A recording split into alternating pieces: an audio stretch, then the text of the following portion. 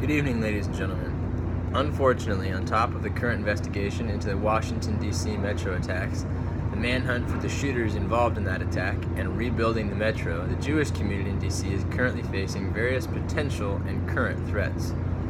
The terrorist group associated with the Washington, D.C. metro attack has claimed an interest in attacking the community. This only adds to the Jewish community's traditional opponents, including pro-Palestinian protesters, white supremacist, and anti-Semite groups. This increased tension has not stopped the Jewish Association from holding a solidarity rally in Foggy Bottom. While under the protection of the Metropolitan Police Department Crowd Control Unit, the rally started peacefully and on time at the International Monetary Fund headquarters.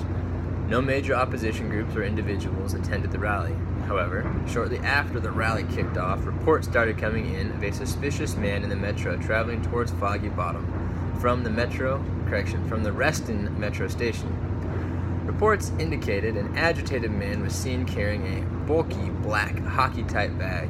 Following these reports, the CCTV network cameras at the metro station and the George Washington Hospital picked up the suspicious man still transporting the bag. At this time, alerts went out to the MPD and GWPD over their cell network, as well as to other security personnel via secure radio. The MPD were able to stop and arrest the man, James Roswell, age 24, before he reached the rally. Roswell, known for heavy psychiatric antecedents, is also a member of a Nazi group in Southern Virginia. When apprehended, he was carrying multiple AR-15s with over 2,000 rounds of ammunition.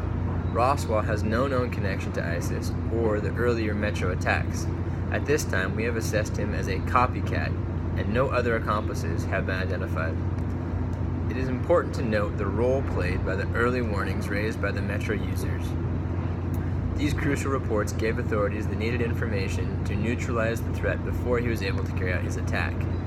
It cannot be stated enough that security is every citizen's job.